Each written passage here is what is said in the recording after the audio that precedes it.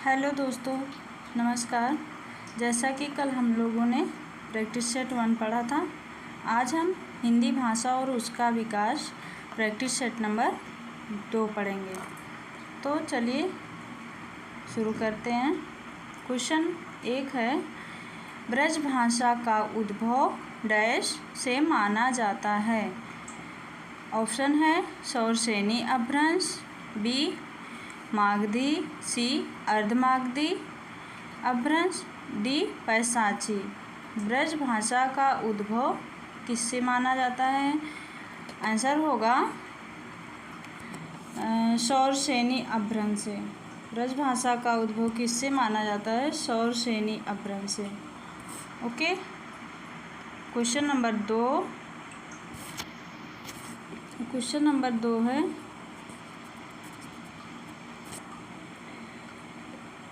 इन्होंने ब्रज भाषा में साहित्य रचना नहीं की।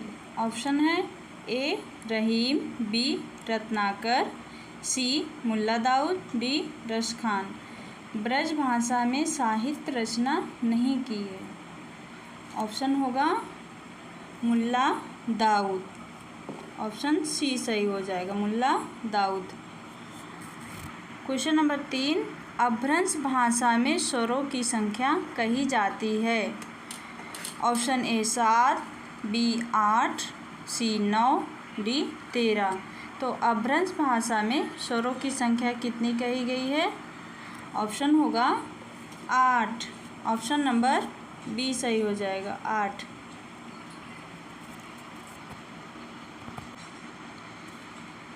क्वेश्चन नंबर 4, दक्षिण भारत हिंदी प्रचार संस्थान की स्थापना किसने की? Option A William Carey, B Raja Ram Mohan Roy, C Swami Dayanand Saraswati, D Mahatma Gandhi. तो क्या होगा इसमें? दक्षिण भारत हिंदी प्रचार संस्थान की स्थापना किसने की थी? ऑप्शन सही हो जाएगा, option number D Mahatma Gandhi.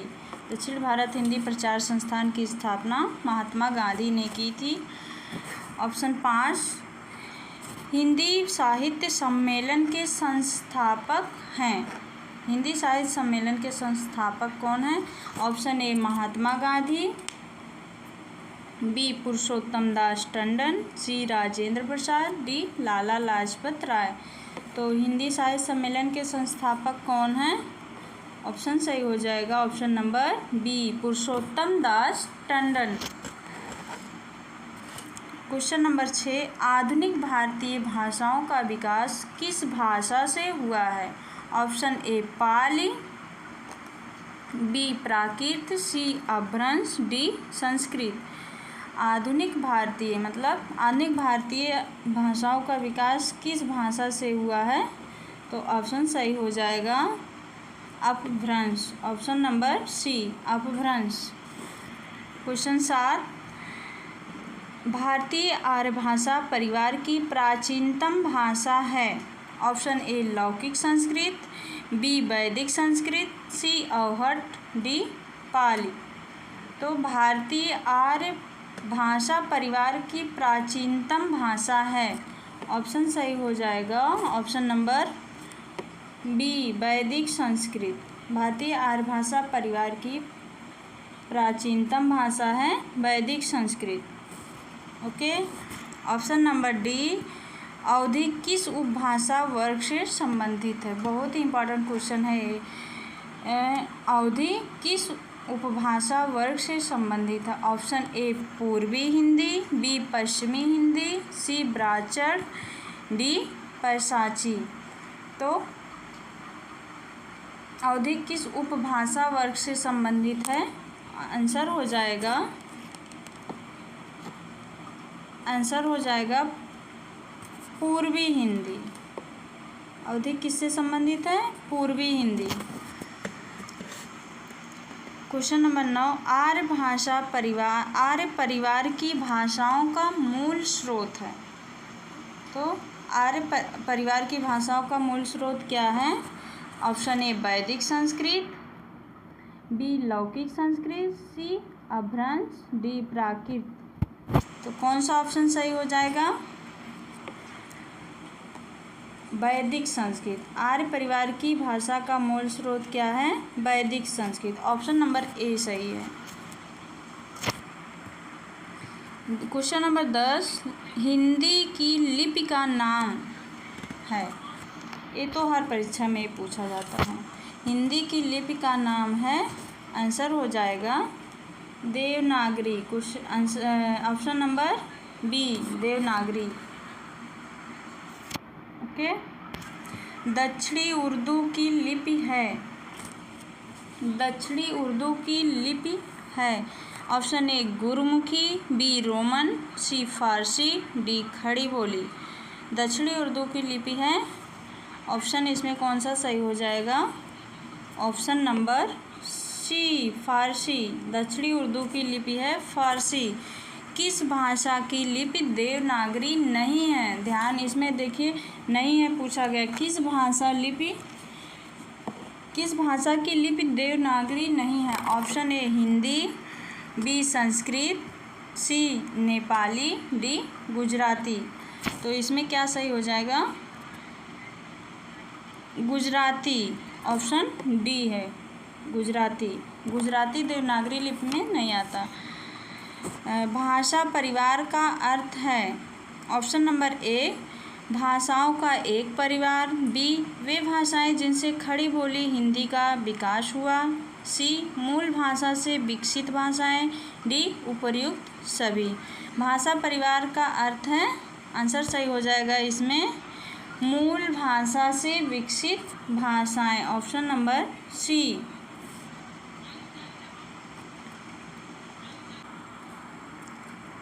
Question 14 है, विद्यापति की पदावली की भाषा है। ऑप्शन ए अपभ्रंश, बी अवहट्ट, सी खड़ी बोली, डी मैथिली। तो विद्यापति की भाषा क्या है? मैथिली।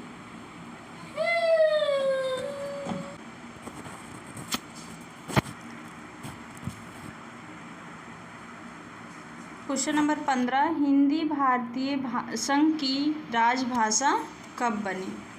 हिंदी भारतीय संघ की राजभाषा कब बनी? ऑप्शन ए 14 नवंबर 1950, 14 अक्टूबर 1950, सी 14 सितंबर 1950, डी 14 सितंबर 1949। तो इसमें कौन सा सही हो जाएगा? ऑप्शन नंबर सी 14 सितंबर 1950। ओके। क्वेश्चन नंबर 16, हिंदी भाषा और साहित्य के लेखक हैं। Option A Dhirendra Verma, option B Ramkumar Verma, C Shyam Sundar Das, D Ramswaroop Chaturvedi. Hindi भाषा और साहित्य के लेखक हैं, हिंदी भाषा और साहित्य के लेखक हैं Shyam Sundar Das. Option number C right answer है। क्वेश्चन 18 है, हिंदी भाषा का इतिहास नामक पुस्तक के लेखक हैं। Answer option A Dhirendra Verma, B Ramkumar Verma, C Shyam Sundar Das, D Hemchand. Hindi भाषा का इतिहास, तो इसका हो जाएगा ऑप्शन नंबर ए धीरेन्द्र वर्मा। ओके।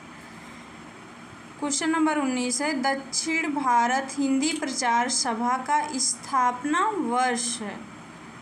क्या होगा? Option number A 1915, option B 1918, C 1929, D 1920। Dakshin Bharat Hindi प्रचार सभा का स्थापना वर्ष है 1918। Option number B 1918।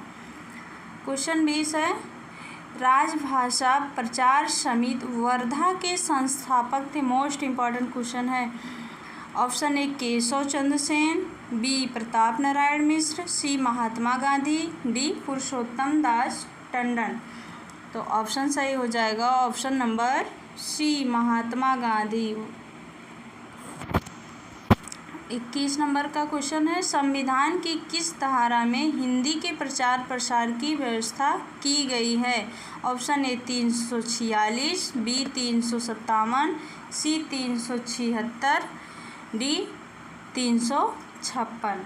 तो इसका सही हो जाएगा संविधान की किस धारा में हिंदी प्रचार प्रसार की व्यवस्था की गई है। Option number B 357। Okay. Question number 22 है अपभ्रंश व्याकरण के रचयिता हैं। ये भी मोस्ट इम्पॉर्टेंट क्वेश्चन है। अपभ्रंश व्याकरण के रचयिता हैं Hemchand. Option A Hemchand. Okay. केंद्रीय हिंदी निदेशालय की स्थापना वर्ष है। Option number A 1960, B 1959, C 1958, D 1961।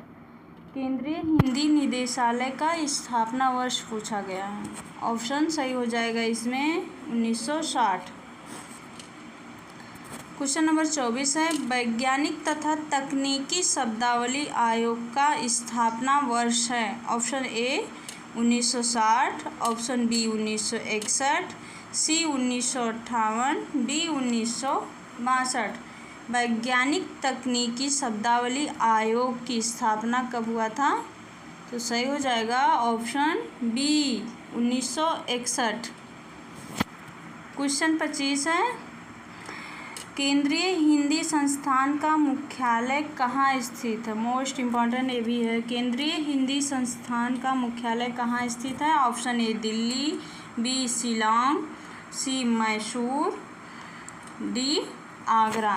तो कौन सा सही हो जाएगा? Option number D Agra. केंद्रीय हिंदी संस्थान का मुख्यालय कहाँ स्थित है? आगरा। तो हमने 25 टॉप क्वेश्चन कंप्लीट कर लिए हैं और सारे ही क्वेश्चन बहुत ही महत्वपूर्ण है परीक्षा की दृष्टि से। कोई भी परीक्षा हो टीजीटी, पीजीटी, नेट सभी में ये सब पूछे जाते हैं। उम्मीद है कि ये क्वेश्चन आंसर मेरा अच्छा लगा होगा और अगर अच्छा लगा होगा थोड़ा सा भी अच्छा लगा हो आपको कि महत्वपूर्ण क्वेश्चन है आपके लिए तो प्लीज़ वीडियो को शेयर ज़रूर कीजिएगा और चैनल को सब्सक्राइब ज़रूर कर लीजिए ताकि मेरी अगली वीडियो आप तक ज़रूर पहुँचे। ओके। वीडियो देखने के लिए बहुत बहुत धन्यवाद। ठीक है। ओके, मिलते हैं नेक्स्ट वीडियो में।